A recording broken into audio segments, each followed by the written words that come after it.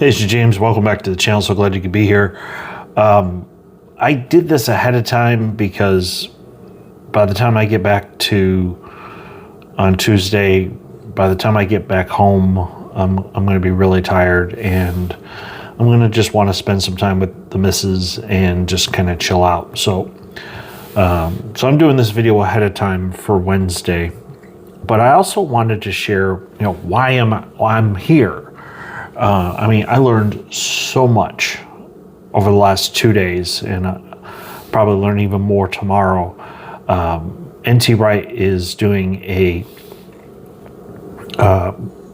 series of lectures on the book of Philippians, and today, or on Tuesday, he did one of the most famous passages, and that's Philippians 2, 5 through 11. And what I'm going to do is I'm going to read the passage, and then I'll talk a little bit about what he shared. You have to understand, he lectured on this for there were three sessions today, plus 2 Q&A sessions. So he talked a lot about the book of Philippians, but we're going to focus just on these passages. We'll put it up on the screen. Philippians 2, starting in verse 5. It says, "You should have the same attitude toward one another that Christ Jesus had, who though he existed in the form of God, did not regard equality with God as something to be grasped, but emptied himself by taking on the form of a slave. By looking like other men and sharing in human nature, he humbled himself by becoming obedient to the point of death, even death on a cross. As a result, God highly exalted him and gave him the name that is above every name, so that the name of Jesus every knee will bow in heaven and on earth and under the earth, and every tongue confess that Jesus Christ is Lord, to the glory of God the Father." So, I could talk for an hour about the different things, and I took good notes on my remarkable. But one of the things I noticed was he talked about how as Americans, we don't truly understand the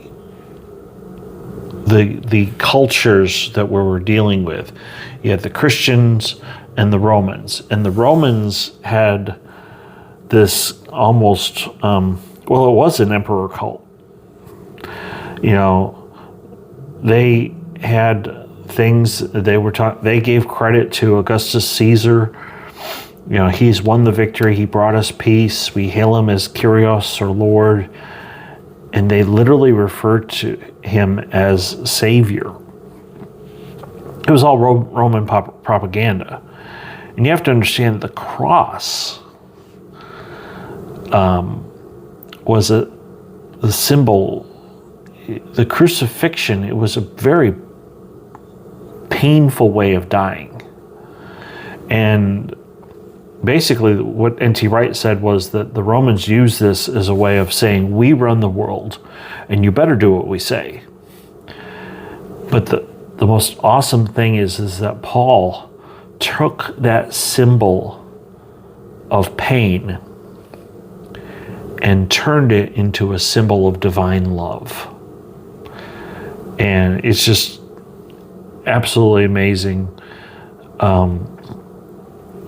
What I want to focus on, because later on I know there was a part where he talked about the humility of Christ, how Jesus' obedience reverses Adam's disobedience. There was he compares it to Mark 10, the greatest among you must be your servant. And so there's a humility that Jesus had that, quite frankly, some of today's modern preachers don't have that humility. I'm going to put a few pictures up here, and we've talked about the different homes that Joni Lamb owns. According to gigwise.com, she is estimated to be worth $40 million.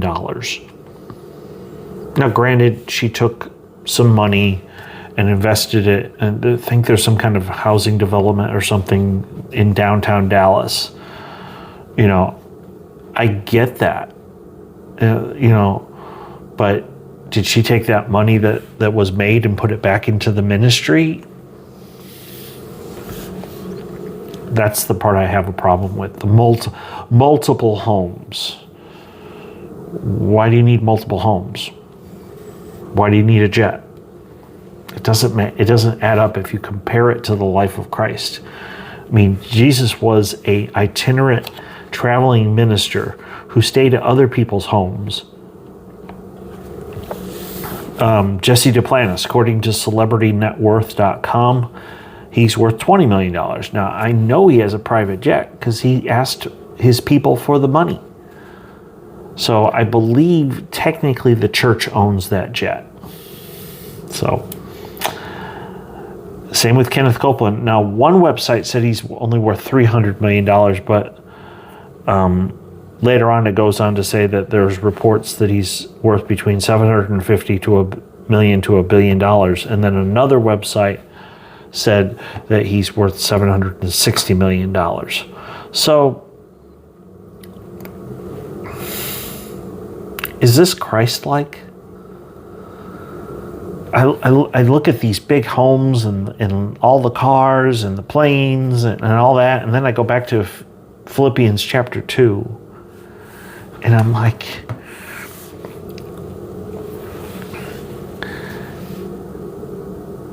he emptied himself, taking on the form of a slave. N.T. Wright said that word is doulos in the Greek. He humbled himself. It's just, it's not adding up, folks. What I see in Jesus and what I see in today's modern preachers doesn't add up.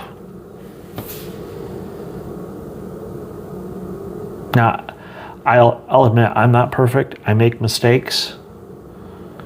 But all you got to do is look at the room. I'm in a Red Roof Inn. Did I stay at some 5-star hotel when I went on this trip? No. I drive a Honda Civic. I live the simple life on purpose.